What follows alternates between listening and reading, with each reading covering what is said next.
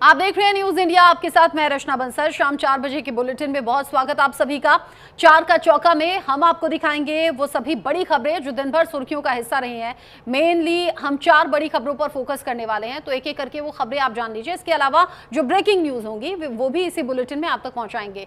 तो जो सबसे पहली खबर है वो बिहार चुनाव से जुड़ी हुई है। मुकेश सहनी चुनाव नहीं लड़ने वाले हैं। वीआईपी प्रमुख मुकेश सहनी ने बिहार विधानसभा का चुनाव लड़ने से इनकार कर दिया है। हालांकि वो महागठबंधन में बने रहेंगे। सहनी ने राज्यसभा जाने से भी मना कर दिया और कहा कि महागठबंधन की सरकार बनने पर वो डिप्टी सीएम बनेंगे। दूसरी तरफ जो तस्वीर आप देख रहे हैं वो अमित शाह से जुड़ी हुई है। अमित शाह की हुंकार एक बार फिर से सुनाई दी है। विरोधियों पर वार उन्होंने किया है। गृह मंत्री अमित शाह ने बिहार के छपरा में जनता को संबोधित करते हुए कहा, हमारी लड़ाई लालू राबड़ी के जंगल राज से है। साथ ही उन्होंने कहा कि मैं आपको बताना चाहता हूं 20 साल में अब की बार सबसे ज्यादा पूर्ण बहुमत से एनडीए जीतने वाली है। एनडीए नेतृत्व मोदी जी कर रहे हैं। चौथी दिवाली जो है वो 14 नवंबर को होगी। जिस तरीके से 14 नवंबर को होगी, ये अमित शाह ने विरोधियों पर निशाना साधते हुए दिवाली का भी जिक्र कर दिया, प्रधानमंत्री मोदी का भी जिक्र कर दिया, एनडीए नेतृत्व का भी जिक्र कर दिया और कहा कि इस बार सबसे ज्यादा बहुमत के साथ एनडीए की सरकार बनने वाली है। जो तीसरी बड़ी तस्वीर है वो भुल्लर को न्यायिक हिरासत से जुड़ी हुई है। रोपड़ रेंज के डीआईजी हरचरण सिंह भुल्लर को बीते दिन सीबीआई की टीम ने ट्रैप लगाकर 8 लाख की रिश्वत के मामले में गिरफ्तार किया। सीबीआई ने भुल्लर के घर से 5 करोड़ रुपए नगद, 1.5 किलो गहने, लग्जरी घड़ियां समेत अन्य दस्तावेज जब्त किए हैं। वहीं अब कोर्ट में हुई सुनवाई के बाद जज ने भुल्लर को 14 दिन की न्यायिक हिरासत में भेज दिया है। ये आज की बड़ी खबर है, इस पर भी डिटेल में जानकारी आप तक पहुंचाएंगे। चौथी बड़ी तस्वीर जो है वो तेजस से जुड़ी हुई है। आज तेजस तो कल ब्रह्मोस, कैसे एक के बाद एक भारतीय सेना की ताकत बढ़ रही है। भारत की रक्षा आत्मनिर्भरता में एक नया अध्याय जुड़ गया है। स्वदेशी लड़ाकू विमान तेजस MK-1A ने नासिक में अपनी पहली सफल उड़ान भरी, जो भारत के रक्षा क्षेत्र में आत्मनिर्भरता का एक महत्वपूर्ण कदम है। रक्षा मंत्री राजनाथ सिंह इस ऐतिहासिक क्षण के गवाह बने। लखनऊ में ब्रह्मोस सुपरसोनिक क्रूज मिसाइल की पहली खेप बनकर तैयार हो गई है। ये मिसाइल भारत के DRDO और रूस के NPO मशीनों स्ट्रोयेनिया के एक संयुक्त उपक्रम का हिस्सा है।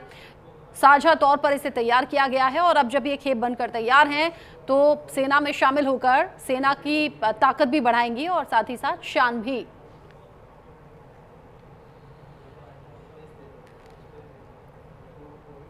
आगे बढ़ते हुए जो बड़ी खबर है वो समाजवादी पार्टी के नेता आजम खां को लेकर है। आजम खां को दिल का दौरा पड़ने की खबर मिल रही है। दिल्ली के सरगंगा राम अस्पताल में उन्हें भर्ती कराया गया है। अभी 23 महीने जेल काटकर वो जमानत पर रिहा हुए। आजम खां जब से बाहर आए हैं लगातार सुर्खियों में हैं और अब खबर उनको दिल का दौरा पड़ने से जुड़ी हुई है। आजम खां के साथ में अब्दुल्ला आजम भी हैं, उनके बेटे मौजूद हैं। 23 महीने बाद जेल से रिहा हुए आजम खां और अब उनके तबियत खराब होने की जानकारी है। उन्हें हार्ट अटैक आया है। दिल्ली के सरगंगा राम अस्पताल में उन्हें भर्ती कराया गया है, जहां पर उनका बेटा उनके साथ में मौजूद है। अगली खबर बिहार चुनाव से जुड़ी हुई है। बड़ा अपडेट आप जानिए। एनडीए में अब सीएम फेस को लेकर बहस शुरू हो गई है। नीतीश के नेतृत्व में चुनाव लड़ेगी एनडीए, ये अमित शाह की तरफ से कहा गया है और साथ ही साथ कह दिया सीएम कौन होगा ये विधायक दल तय करेगा। यानी जो अब तक माना जा रहा था कि नीतीश कुमार ही सीएम फेस होंगे, उसको लेकर जरूर यहां सरगर्मियां बढ़ गई हैं। अमित शाह के इस बयान के बाद वो कह रहे हैं विधायक दल का नेता कौन होगा ये चुना जाएगा। नीतीश पर शाह के बयान को लेकर सियासत गरमाई है। शाह से सहमत, लेकिन नेता पहले से तय होने चाहिए, ये मांझी का बयान भी सामने आ गया। यानी कि अब एनडीए नेताओं का जो रिएक्शन है वो भी धीरे धीरे करके सामने आ रहा है और आगे भी आएगा। जीतन राम मांझी कह रहे हैं कि नेता कौन है वो तो पहले से तय होना चाहिए, जबकि अमित शाह कह रहे हैं विधायक दल का नेता बाद में चुना जाएगा। एनडीए का प्रमुख नेताओं में हमारे अमित शाह जी हैं और यदि उन्होंने बात कही है तो उसको तो ऑथोरिटी ही माना जाएगा, अधिकृत माना जाएगा। तो हम उनके विचार से सहमत हैं, क्योंकि हम एनडीए के पार्टनर हैं और जो कहे हैं कि चुनाव के बाद तय होगा तो उनके बात से सहमत हैं। लेकिन अपना विचार हमारा है व्यक्तिगत कि चुनाव के पहले नेता यानी होने वाले मुख्यमंत्री का भी नाम तय हो जाना चाहिए था। और इन सबके बीच ही बिहार विधानसभा चुनाव नहीं लड़ेंगे मुकेश सहनी, ये उन्होंने अनाउंस कर दिया है। वीआईपी प्रमुख मुकेश सहनी विधानसभा चुनाव नहीं लड़ने वाले हैं। वो कह रहे हैं मैं सिर्फ प्रचार करूंगा। मुकेश सहनी जो कि डिप्टी सीएम का पद लगातार मांग रहे हैं और अब उनका फैसला यह है कि वो चुनाव नहीं लड़ेंगे। हाँ, वो जरूर चुनाव में प्रचार का काम करेंगे। मुकेश सहनी कह रहे हैं चुनाव प्रचार करूंगा और पूरी ताकत से करूंगा, लेकिन वो चुनाव नहीं लड़ने वाले हैं। इस खबर को लेकर ज्यादा अपडेट के साथ मेरे साथ नील कमल मेरे सहयोगी जुड़ गए हैं। नील कमल, मुकेश सहनी पहले अपनी मांग को लेकर चर्चा में रहे, अब चुनाव नहीं लड़ने की बात कह रहे हैं, क्या चल रहा है? बिल्कुल, देखिए उन्होंने स्पष्ट कर दिया है कि वो चुनाव नहीं लड़ेंगे। उसके पीछे का कारण वही बेहतर बता सकते हैं, लेकिन जो राजनीतिक हल्का है वहां पर इस हल्के में यह चर्चा हो रही है कि कहीं ना कहीं मुकेश सहनी जो है वो थोड़े से भयभीत है चुनाव लड़ने से, इसलिए कि वो गौराबोराम जो दरभंगा की सीट है वो आरजेडी अपने पास रखना चाहती थी और उन्हें यह भी डर सता रहा था कि जिस प्रकार से वो सीटों के तालमेल को लेकर के जिस प्रकार से पूरे महागठबंधन को असमंजस की स्थिति में ला खड़ा कर दिया था, ऐसा ना हो कि वो गौराबोराम से चुनाव लड़े और उनके ही महागठबंधन के लोग उनको हराने की कोशिश कर दे। तो उससे क्या होगा कि उनके पार्टी में उनकी कद जो है काफी घट जाएगी, क्योंकि अगर नेता ही उनका अगर चुनाव हार जाए तो ये भी एक डर, ये राजनीतिक हल्के में ये चर्चा चल रही है। पॉलिटिकल पंडित जो है या सेफोलॉजिस्ट जो है ये सब ये चर्चा कर रहे हैं। हालांकि ऐसा कोई आधिकारिक बयान नहीं है, लेकिन ये राजनीतिक हल्के में ये चर्चा जो है वो चल रही है। अब उन्होंने कहा कि वो डिप्टी सीएम जरूर बनेंगे, इतनी तो इच्छा जरूर है कि महागठबंधन की सरकार बनती है तो वो बिहार में डिप्टी सीएम का पद जरूर लेंगे। इसके लिए उन्होंने कहा कि मैंने राज्यसभा का भी सीट जो है वो छोड़ दिया है। उनको ऑफर दिया गया था राज्यसभा भेजने की, लेकिन बोला कि उन्होंने कहा है कि मैं राज्यसभा नहीं जाऊंगा, मैं बिहार में ही महागठबंधन की सरकार अगर बनती है तो मैं यहाँ डिप्टी सीएम बनना पसंद करूंगा। तो ये उनका एक बयान था। अब चुनाव नहीं लड़ रहे हैं, वहां से अफसर अली जो है वो आरजेडी के कैंडिडेट बनाए गए हैं दरभंगा से, तो अब आप गौराबोराम से। तो अब आप देखिए आगे अब किस तरह से चुनाव प्रचार करते हैं। और जो देरी हुई थी, और दूसरी बात यह भी छन कर आ रही है कि इनको जो 15 सीटें दी गई थी उसमें से 7 जो ऐसे उम्मीदवार हैं जो आरजेडी के उम्मीदवार हैं, लेकिन सिंबल होगा मुकेश सहनी का। तो उनको 7 ही सीट ऐसे इनके खाते में आ रही है, क्योंकि 2 विधान परिषद की सीट दी गई है और 1 राज्यसभा की, तो इसमें से 7 जो है वो आरजेडी के उम्मीदवार होंगे। तो आने वाला समय में पता चलेगा कि आरजेडी अपने कोटे अपने उम्मीदवार कितने खड़े करती है मुकेश सहनी के सिंबल पर। ठीक है, और यह भी एक जानकारी है। ठीक है नीलकमल, एक काम कीजिएगा, नजर आप बनाए रखिएगा। अभी सिर्फ गुबगाहट है, जब खबर कंफर्म हो जाएगी तो आप ही के जरिए दर्शकों तक पहुंचाएंगे। अभी के लिए शुक्रिया आपका। अगली बड़ी खबर की तरफ रुक करेंगे जो पंजाब से है। डीआईजी हरचरण भुल्लर को जेल हुई है। डीआईजी भुल्लर को 14 दिन की न्यायिक हिरासत में भेजा गया है, क्योंकि घूस लेते हुए पकड़े गए थे। डीआईजी भुल्लर कोर्ट में पेश किया गया और उसके बाद में 14 दिन की न्यायिक हिरासत में भेज दिया गया है। 8 लाख रुपए की रिश्वत लेते हुए पकड़े गए थे और अब 14 दिन की न्यायिक हिरासत में सवाल जवाब होंगे। पंजाब के डीआईजी भुल्लर से जुड़ा हुआ ये बड़ा अपडेट है। और सिर्फ ये जो जांच है ये यहीं तक नहीं रहने वाली, साथ साथ में और कौन कौन जुड़े हुए थे ये भी अब पता लगाने की कोशिश होगी, इन्वेस्टिगेशन होगी। कोर्ट ने 31 अक्टूबर तक न्यायिक हिरासत में भेजा है।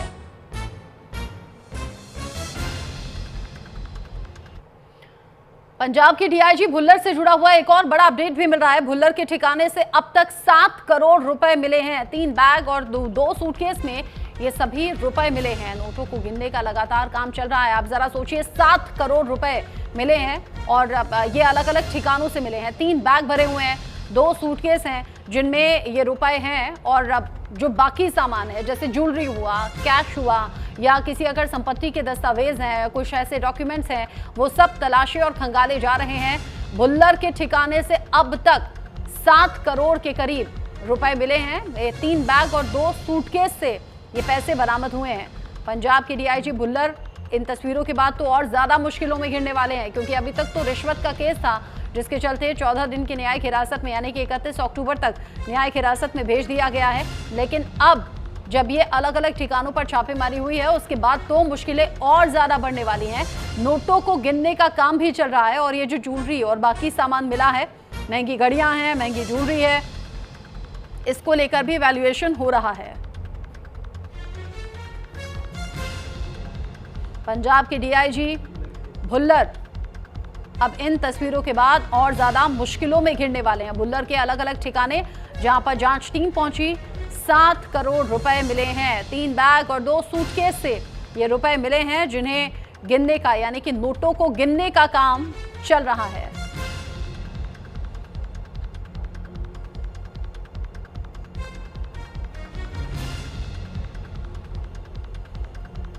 पंजाब के डीआईजी भुल्लर, जो कि रिश्वत केस में पहले मुश्किलों में घिरे, कोर्ट में पेश किया गया, जहां से न्यायिक हिरासत में भेजा गया है। 14 दिन की न्यायिक हिरासत में भुल्लर को भेजा गया है और भुल्लर के अलग अलग ठिकानों पर जब जांच टीम पहुंची तो फिर वहां से ये सभी सामान मिला, जिसके बाद जांच एजेंसियां भी हैरान रह गईं।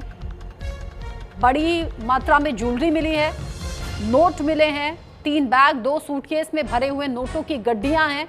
7 करोड़ रुपए अब तक बरामद किए गए हैं, जिसको लेकर जांच जारी है। पंजाब के डीआईजी भुल्लर, जो कि पहले से 14 दिन की न्यायिक हिरासत में भेजे गए हैं, जहां सवाल जवाब भी होंगे, वहीं से भुल्लर के ठिकानों से ये ज्वेलरी मिलना, बेतहाशा पैसा मिलना, 7 करोड़ कैश मिलना, अब और ज्यादा परेशानी बढ़ेगी, ये तय समझिए।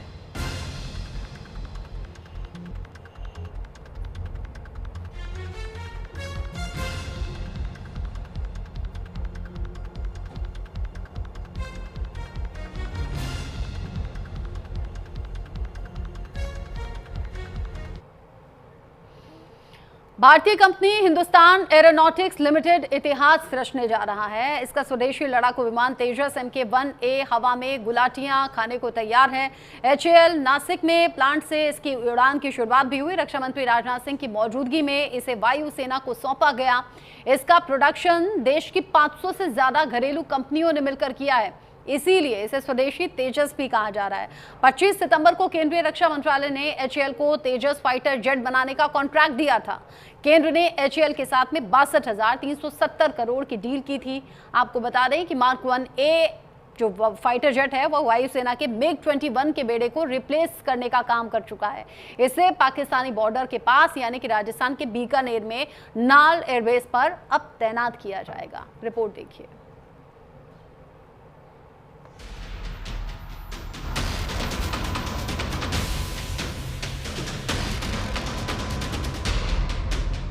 भारत की रक्षा ताकत एक बार फिर से दुनिया को चौंकाने वाली है और दुश्मन देशों की नींद उड़ने वाली है। आतंकी देश पाकिस्तान के पसीने छूट रहे हैं। शहबाज मुनीर थर-थर कांप रहे हैं, क्योंकि भारत की ताकत तेजस MK-1A तैयार है। ये वही तेजस है जो पूरी तरह से भारतीय इंजीनियरिंग, तकनीक और आत्मनिर्भर भारत की मिसाल है। भारतीय वायुसेना इसे अपने बेड़े में शामिल करने जा रही है। ये स्वदेशी विमान तेजस हिंदुस्तान एरोनॉटिक्स लिमिटेड यानी कि HAL ने निर्मित किया है और माना यह जा रहा है कि इसे बीकानेर के नाल एयरबेस पर तैनात किया जाएगा, ताकि पाकिस्तान की सीमा के पास भारत की हवाई शक्ति और भी मजबूत हो सके। भारत का गेम चेंजर फाइटर तेजस MK-1A। तेजस MK-1A पुराने MiG-21 का एडवांस्ड वर्जन है। Ultra modern avionics electronic warfare system से लैस, अधिकतम रफ्तार 2200 किलोमीटर प्रति घंटा, 50,000 फीट तक की ऊंचाई पर उड़ान भरने में सक्षम, 6,500 किलो के अलग अलग हथियारों को लेकर उड़ान भर सकता है। सबसे छोटा और हल्का फाइटर जेट कुछ ही मिनटों में दुश्मन की सीमा तक पहुंच सकता है। तेजस मार्क 1A की औसत कीमत 600 करोड़। फाइटर जेट में हवा में ही ईंधन भरा जा सकता है। खास रडार से सटीक टारगेट ट्रैकिंग, CIT, SDR और ODL से पूरी तरह से लैस। भारतीय वायुसेना ने हाल ही में अपने पुराने MiG-21 बेड़े को रिटायर किया है। अब उसकी जगह तेजस MK-1A लेगा। वायुसेना और HAL के बीच में 62,370 करोड़ रुपए का अनुबंध हुआ। इसके तहत 97 स्वदेशी लड़ाकू विमान भारत को मिलेंगे। इनमें 68 सिंगल सीटर और 29 ट्विन सीटर ट्रेनर जेट शामिल हैं। MiG-21 की जगह लेगा तेजस Mk-1A। केंद्र ने HAL के साथ 62,370 करोड़ की डील की। मार्क 1A एयरक्राफ्ट वायुसेना के MiG-21 के बेड़े को रिप्लेस करेगा। बीकानेर में नाल एयरबेस पर तैनात करने की योजना। 26 सितंबर को रिटायर हो चुका है MiG-21। को बता दें कि पीएम मोदी भी तेजस में उड़ान भर चुके हैं। प्रधानमंत्री मोदी ने 25 नवंबर 2022 को बेंगलुरु में तेजस फाइटर प्लेन में उड़ान भरी थी। किसी भारतीय प्रधानमंत्री की फाइटर प्लेन में ये पहली उड़ान थी। पीएम मोदी भी तेजस में उड़ान भर चुके हैं। तेजस Mk-1A की सबसे बड़ी उपलब्धि इसका 65% स्वदेशी योगदान है। HAL ने बताया कि इसके अधिकांश पार्ट्स भारतीय कंपनियों ने तैयार किए हैं। रडार से लेकर एवियोनिक्स और स्ट्रक्चर तक ये भारत की तकनीकी ताकत दिखाने वाला कदम है और रक्षा क्षेत्र में आत्मनिर्भर बनने की बड़ी उपलब्धि है। तेजस Mk-1A सिर्फ एक विमान नहीं बल्कि भारत की तकनीकी ताकत, वैज्ञानिक क्षमता और सैन्य आत्मनिर्भरता का प्रतीक है, जो भारत के एरोस्पेस इतिहास का एक नया अध्याय लिखेगा। तेजस Mk-1A की तैनाती के बाद भारत की सीमाएं पहले से कहीं ज्यादा सुरक्षित होंगी। इसकी रफ्तार, हथियार क्षमता और स्टेल्थ डिजाइन पाकिस्तान की वायुसेना के लिए सबसे बड़ी चुनौती बन सकती है। रक्षा विशेषज्ञों का कहना है कि तेजस का हर स्क्वाड्रन आत्मनिर्भर भारत की उड़ती ढाल साबित होगा। Swati Saxena, news India.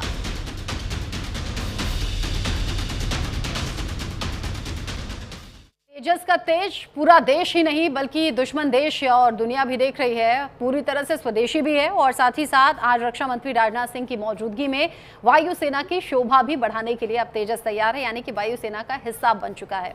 आगे बढ़ेंगे। उत्तर प्रदेश में अब अपराधियों की खैर नहीं।